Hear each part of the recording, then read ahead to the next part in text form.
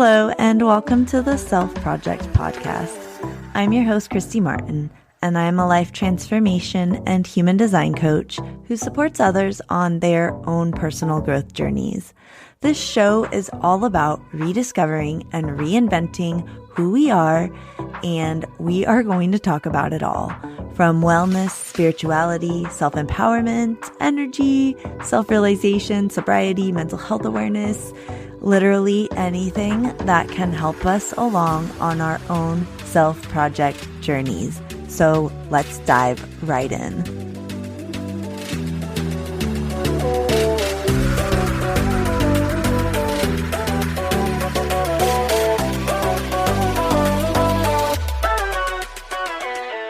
So I would like to welcome to the show today, Dr. Natascha Hebell-Fernando, PhD. And Dr. Hebell-Fernando, she began her education in molecular biology before she received her MBA. And hopefully she's going to tell us more about that. But now she shares her insight and guidance virtually with clients worldwide. She helps women cope with the challenges of infertility, loss, failed fertility treatments, and childlessness. It is her mission to raise awareness of the physical, emotional, and financial exhaustion that women and couples experience on their infertility journey. So, Dr. Hebell-Fernando, Natascha, are you okay if I call you Natascha? Of course, yeah. Okay, Natascha is fine, yes. So, Natascha, do you mind just share more of yourself with us? Do you mind telling us a little bit about your story and how you came to help people the way you are? Yes, it was a long journey to get here where I'm at today. But yeah, I actually, my grandfather, my uncles are medical doctors. I'm actually originally from Germany. So I always had an interest in kind of like the medical world, but I decided not to study medicine. I thought I'll just cure the world and cancer and everything with DNA research. And that's what I did for a while. But then what happened is I realized that, many of the medications and just the way we were doing the work, there were a lot of solvents, radioactive materials and different things. And I just, from an ethical and integrity point of view, I just did not feel comfortable anymore doing that work. And that was actually really difficult to admit to myself because I had invested so much time in my education and all the learning. I'm like, I just can't see myself doing this, for the next 20 years when I'm over 40.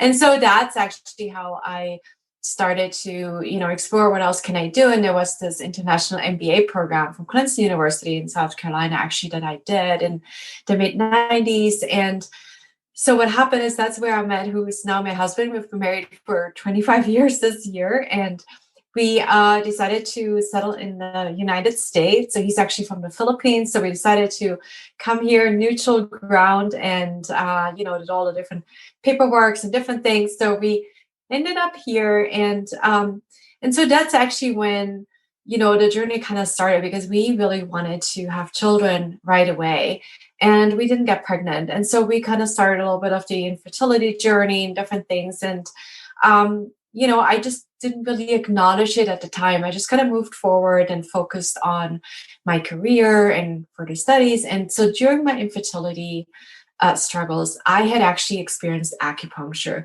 which I really didn't know what to think of it because I'm coming from a Western scientific, Western science, background. I was like, this is just really weird, whatever. So when I finally decided to go, I was absolutely terrified of the needles.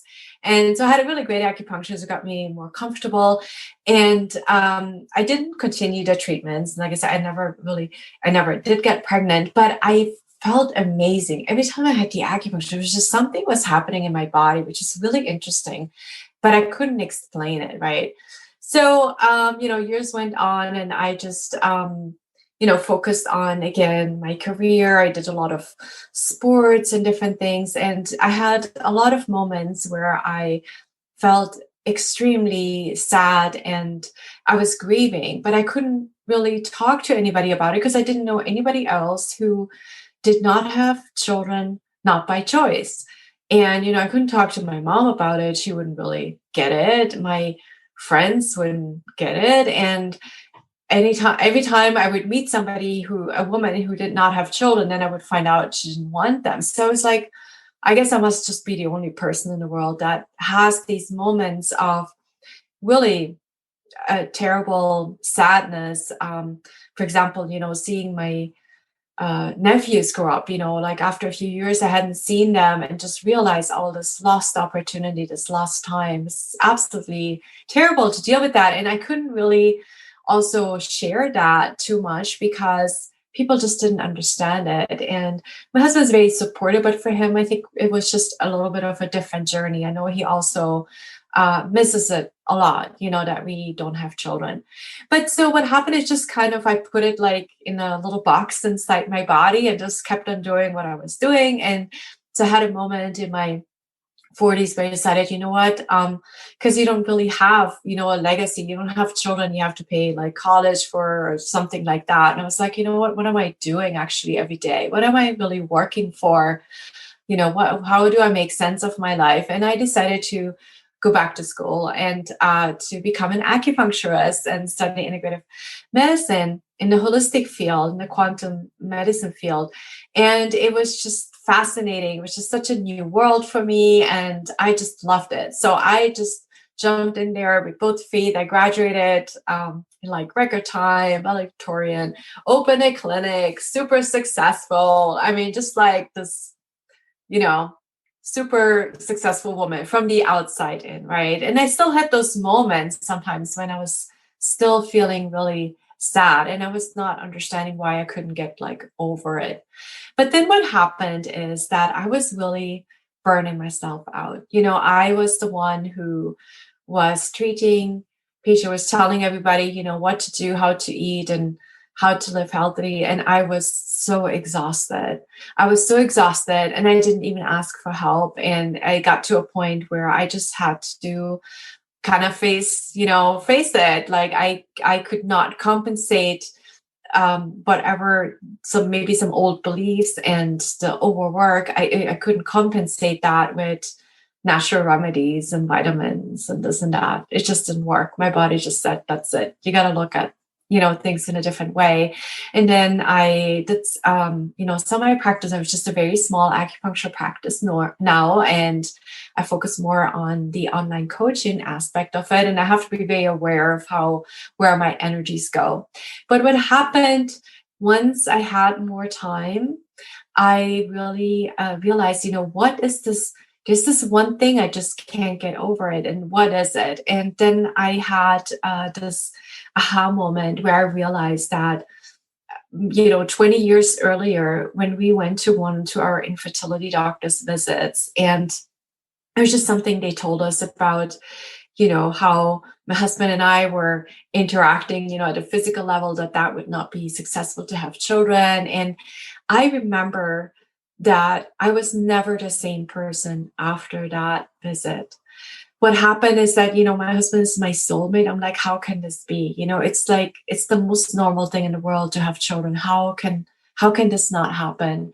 And then I realized that I really had suffered trauma. It was a super traumatic event, even though that's not like officially recognized as a trauma, but it really is. And what followed is then that every month there was a disappointment, month after month after month. And it really eroded the belief and trust in myself, in the world, in my body, my self-worth, my self-confidence. And it took me, a lot of self-care and self-love to realize that and to work through that grief. And once I did that, I realized, wow, and I realized also I wasn't the only one. There were so many more women out there, and it's very different in different cultures, how it's being dealt with, different ages. There are women in their 20s or 30s that may have had medical conditions, can no longer conceive or have had surgery. Women in their 30s or 40s that tried fertility treatments, they're actually not that successful. If you look at the stats, there's just a 30-40% chance to really getting pregnant, especially as the more you age. And then also finding out from women that are in their 60s and 70s and still have these moments of grief. And when I found out about it, and especially when I had two of my patients that came in for acupuncture before their very last chance of getting pregnant with IVF, they were just so sad and anxious and felt guilty and ashamed that they hadn't gotten pregnant yet. And I was like, I need to speak up. And so that's when I started, earlier this year to say, I have to share my story and tell women it's, how to pick yourself up after, these disappointments and these feelings of loss, and to be able to feel, empowered and make this your story. Like you said, nobody else can tell you how to feel about it, what you should have done, whatever. No, this is your story. And to find your soul purpose, to get in alignment with who you really are, so you can shine your light in the world. So I know that was a long introduction, but that's really my story. And that's when I started to really become a lot more visible, all over the world, basically, and tell people about it. And there's so many of us women, childless not by choice, that are becoming more open. And I think all of us have a voice because everybody has a different journey, and people resonate with whatever's going on. So I hope that when some women hear about what I have been doing, that they will know that there's somebody that hears them and sees them and understands them. I have to say, thank you so much for sharing your story with us, because, again, while I personally don't identify with your journey, I know several women who do. So like you said, it's really powerful to hear somebody else speak their story, especially when it resonates with you and it mirrors yours, and it just gives you almost that sense of just kind of hope that here's somebody else who's going through the same situation, the same things as me, and we can connect, and they understand what I'm going through. So I think it's really important that you're doing what you're doing, that you decided to speak up.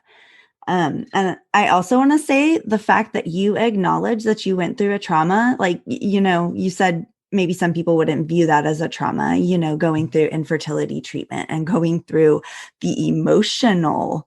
I just think of the emotional and the physical roller coaster, just all of it.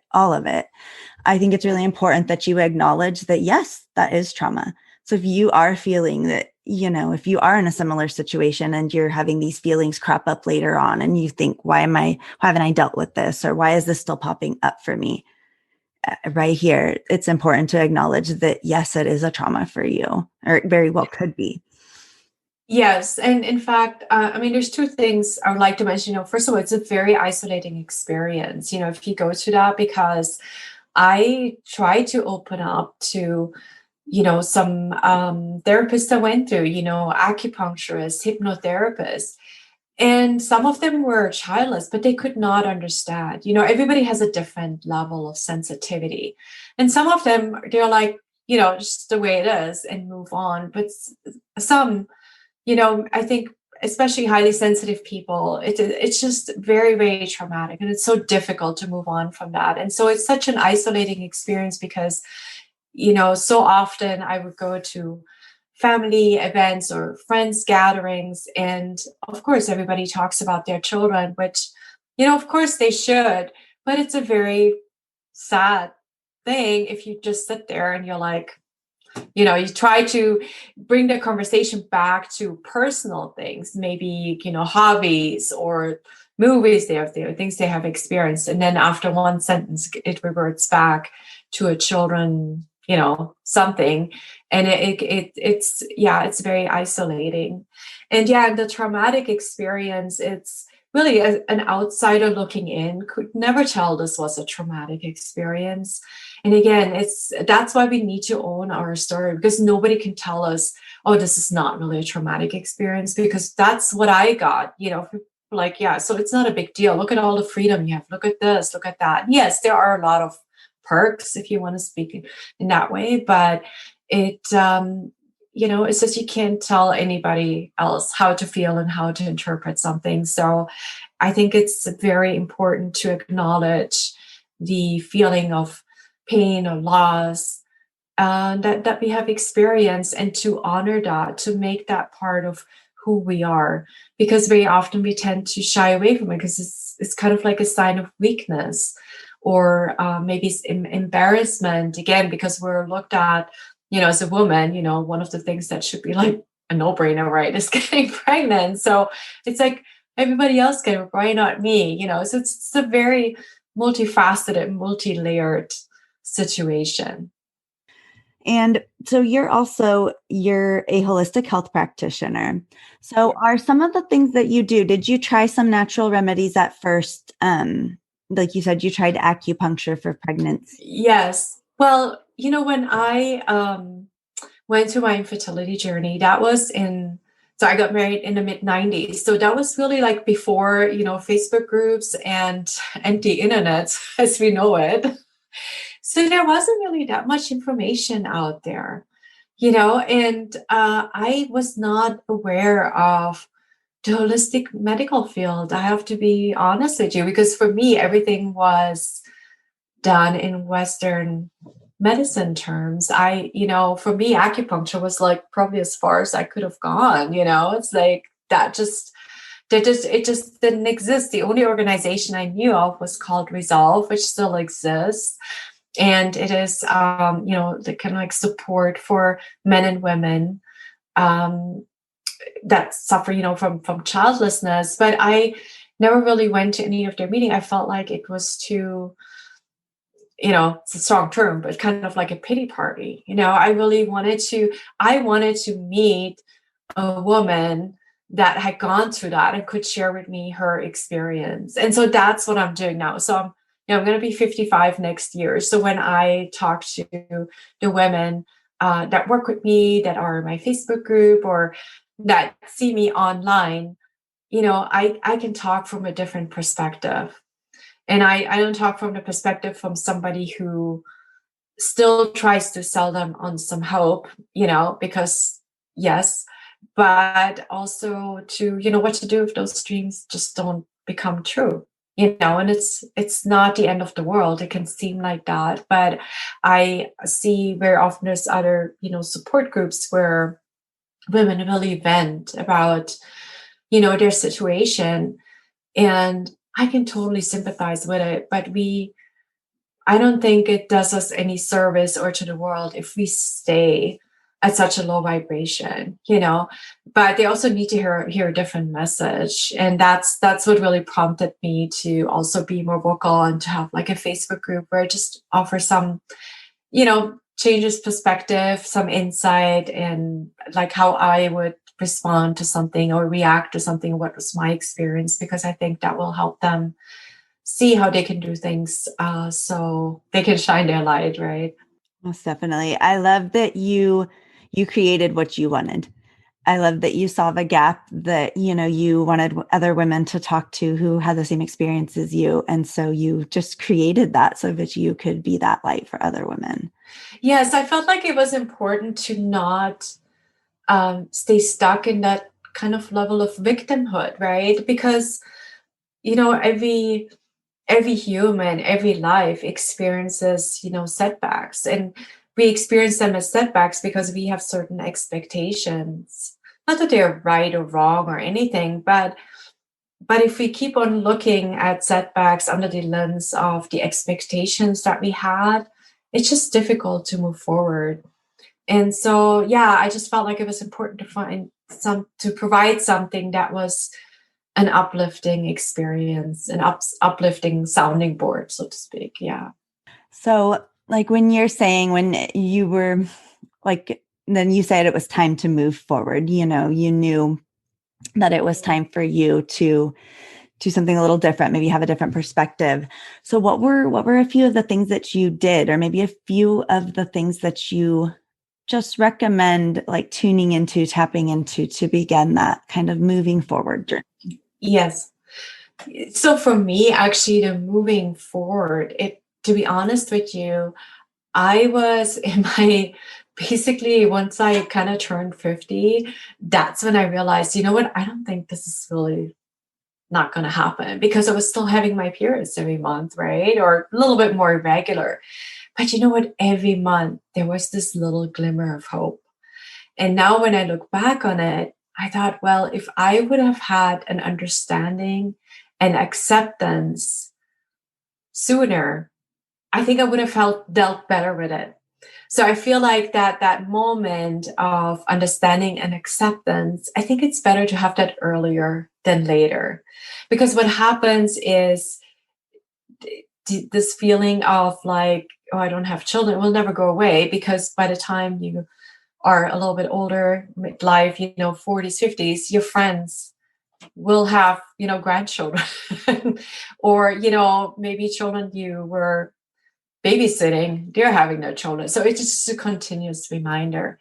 But I think the most important thing to answer your question is to just kind of pause and reflect. If you have noticed that this applies to you, you wanted to have children and you don't. And if you notice that there are some maybe self-sabotaging behaviors or some conflict that you can't really put your finger on it. You're like, why do I feel this way? Something that just doesn't feel in alignment, that's kind of off, and you don't really quite know why. Then it's really time, I think, maybe for some journaling, some self-reflection, kind of revisit that infertility journey and look if there maybe was something that you never had properly processed. And so the options are really to, depending on where you are in your journey, to look either for professional help, but on your own. I think what really has been helpful to my clients, for myself, it's really the self-care aspect, self-care and self-love. I think that's just what comes first. And what I mean by that, it's not so much, getting a monthly pedicure or something like that, but it's really noticing the little things. Like, for example, as women, I think we tend to often do things because we're expected to do them, and we don't really speak up. I don't really feel good doing this or that, be it, taking care of some extra things in the house, or, maybe even at work. The little things like clutter, for example, like certain things that drive you crazy, but you just deal with it, right? And just really pause for those little moments when you can appreciate, like a nice cup of tea, or how the leaves are moving in the wind. So really taking time off to just be instead of doing, because I think we do too much. And when you do things all the time, you're not really present. You really have to be present and let your soul kind of shine through and speak to you. And, also journaling is really helpful. Maybe just getting up in the morning, just commit to writing one page for a couple of weeks. And even if you write on a whole page, I don't know what to write, that's okay. Sooner or later, something will come up. There are many different things to do, but that's something I would start with. I think that's a beautiful place to start. I would also kind of like to speak on the other side. We had talked about, you've talked about on your website, some of the triggers of coping with infertility. Do you kind of mind sharing a few of those with us? Yeah, so the triggers, really what happens is that, and very often I think people that are not familiar with the challenges of infertility don't know how hurtful well-meaning comments can be. So I think everybody who has not gotten pregnant right away knows how that is when somebody asks you, oh, any kids yet? Or why don't you just adopt? Or just do it, just relax.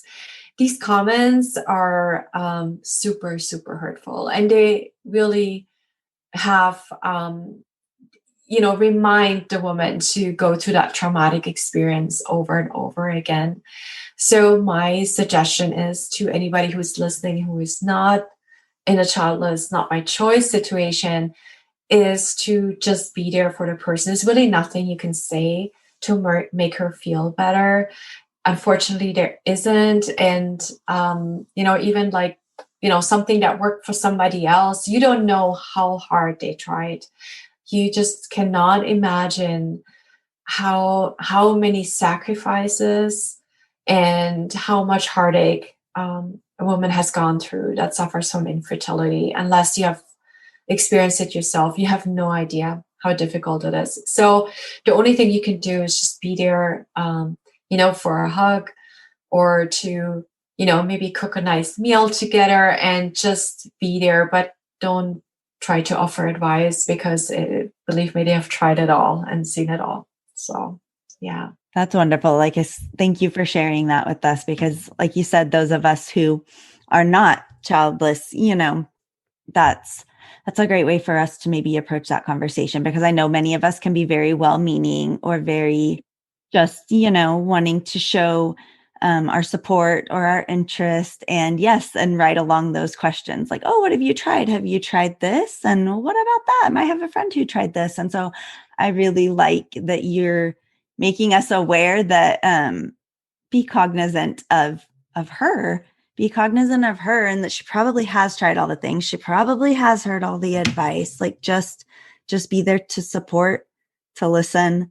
You said cook a meal just to check in.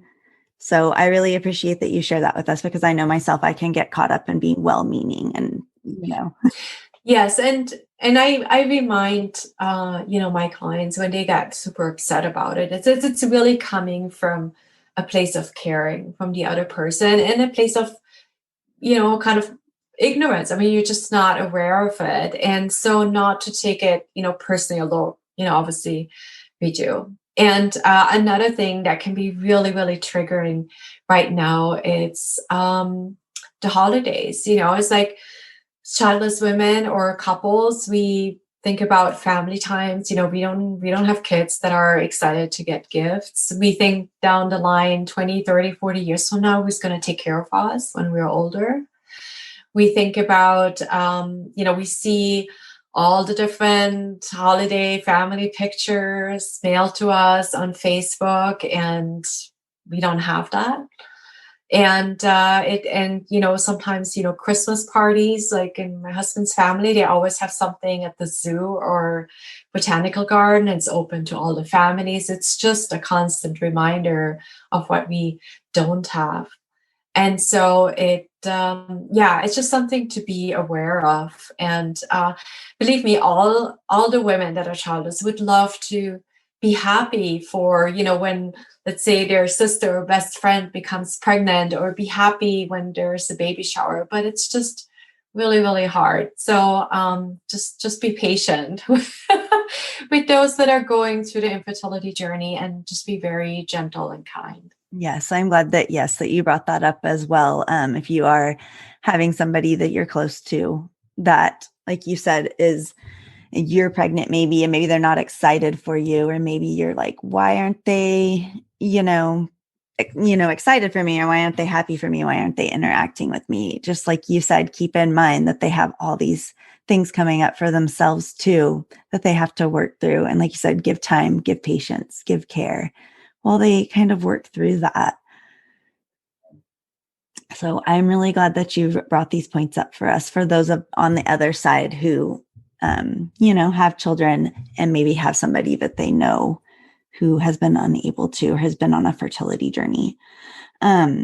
So what ways are you helping other women? How do you work with other women? So I have a free Facebook group where I just, post some uplifting content. I have some little lives where I just kind of share some of my methods. So my method is the Peacock Method. That's how I call it. And I call it a Peacock Method because the peacock is kind of like a symbol of rebirth and strength. And but the main reason is because I just love the feathers. They're so colorful, and it's just such a majestic animal. And so I wanted to reflect with all the different colors. When you look at the feather, it has all these different colors that we as humans, we're like that. We're like these diamonds with all these different facets, and that's how our life should be as well. There's so many different colors that or values and little quirks and different things that make us who we are. And so I want to help women rediscover all those different areas of their lives. And so with the Peacock Method, what I do is I actually have 8 different steps, and they're not like, step 1 check, step 2 check. They're all kind of like related, and you can imagine it's a complex issue, so it's not as simple as going from A to B to C. So the first step is really the understanding, to look at your life and just kind of look at all the different areas and see, how does that feel? Is there room for, expansion? And what have you really, neglected? Very often there will be relationships with other people because it's such an isolating experience, or even with ourselves, And so it's the first step is really the understanding, but then to get to a level of acceptance. And I don't mean to like, okay, I'm fine, I'm not going to have kids and I'd move on. That's not the kind of acceptance that I mean, but it's the acceptance of being okay with where we're at right now. Because we have to be able to acknowledge, okay, this is just where I'm at. This is like the present, the here and now. And then the third step is to really invite creativity into our lives, because when we are creative, that is like procreation, right? It's a procreation in a different way. So we can birth new ideas, new directions, new things that interest us. So those are kind of like the first three steps. So, and then we really want to move into self-care and self-love. And so again, the self-care, we talked about that a little bit. And, there's many different strategies, like also tapping your emotional freedom techniques that are really customized that we can do together, acupressure. I also work a lot with nutrition and supplements. So look really at the body, like that's our vehicle, right? For making us live here. And so after that, then we really look at alignment. What is really your soul story? And being able to find your own voice and be your own advocate, which then really moves you more into the empowerment of being who you are. And finally, last step is kind of like the expansion into the future, and really look into, what else is out there for you. And so all of these steps, kind of happen a little bit kind of like at the same time, but that's what I walk my clients through. And it's so rewarding, because there's nothing more rewarding than to see somebody who finally, kind of steps out of that dark cloud and sees new possibilities and has this shift in perspective. And I just love that kind of work. I'm so happy that I'm able to, provide some guidance and some accountability and some love, some nourishment for them to move through this process. And it never really stops, because, even for me, I'm okay, 98% of the time. But there are days when, or something will just trigger me, sometimes maybe a cute outfit in Target, or, I see a little girl with her little pigtail or whatever, and it's just so cute. But then I kind of do these steps in, like a really short time or not, but that's just my process. And I feel like it's really made a difference. I love that. I really love that. I love your Peacock Method. And I see too, you talked about creativity, where you're bringing creation into the world. And then I hear how just proud you are of the women that are going through your program, as you watch them grow and shape and evolve. And it's almost like, again, you're creating something to send out into the world. Not that you're, but you've created this program that's taking somebody else through a transformation. And it's like, then sending it out into the world. I think that it's just a beautiful, just kind of full circle that you're helping women with. So if people wanted to work with you, where can they connect with you online? Where can they find you? So my website is called The Golden Sanctuary. And so it's just a simple page where you can connect with me. You can always set up a free call with me. I'd love to connect with women all over the world. 15 minutes, we can just sit down and just chat a little bit and go from there and see if we're a good fit, or if I have any ideas what they should do. Because sometimes I have women that really need, professional mental health help. Sometimes that's just the case. And so, I wouldn't be the right fit. But if you are at the state where you're ready to move forward and you want to do that faster and with somebody who has kind of gone through the same process, then, I'm there. And so that's the main way to find me. It's the Golden Sanctuary. .com. And on Facebook, I have a group called Beyond Infertility and Childless Not by Choice. And so that's just a private Facebook group that's open to women, even with secondary infertility, meaning say they have one child or two, but weren't able to get pregnant again.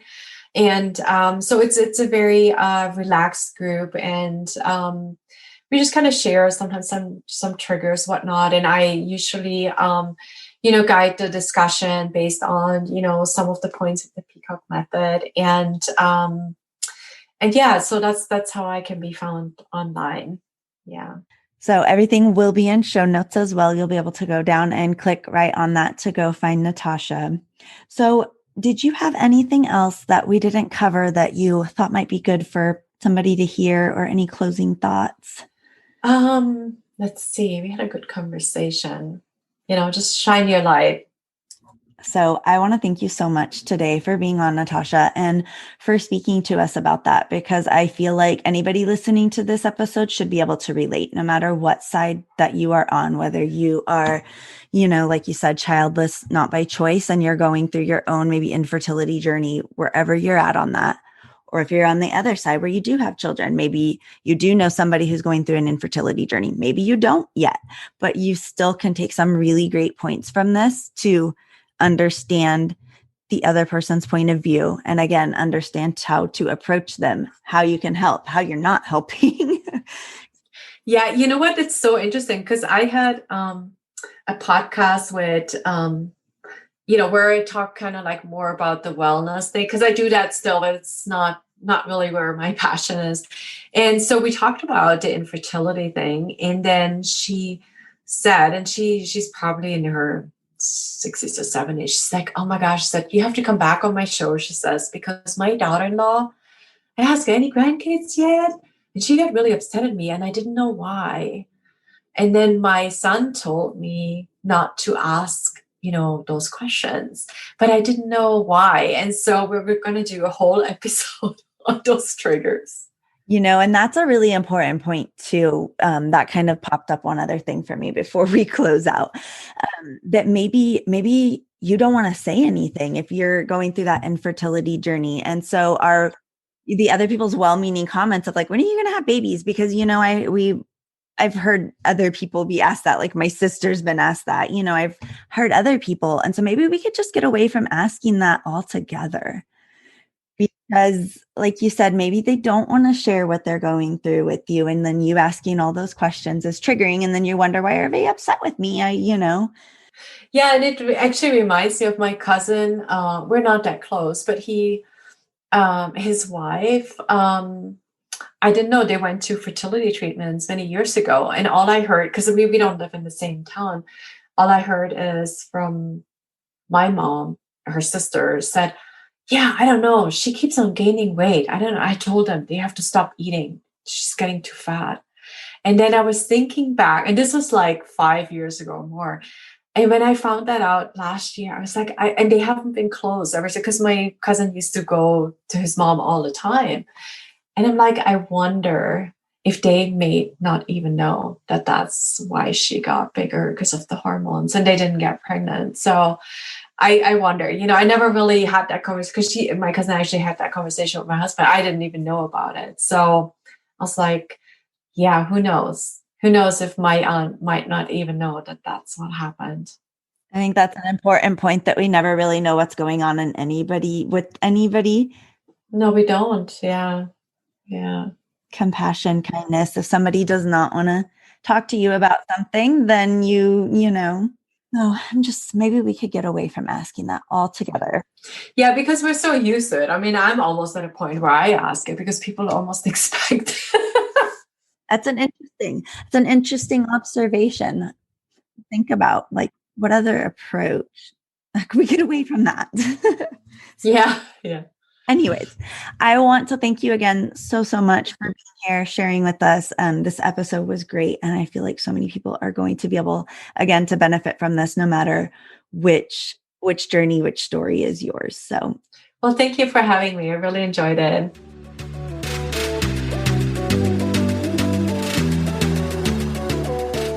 Thank you so much for joining me today for the Self Project podcast. I hope that you were able to find something useful or inspirational to take away with you today. So come and connect with me over on Instagram. It's @_Christy Martin, and let me know what you want to hear more of. Go ahead and subscribe to the podcast and leave a review, and I will see you next time.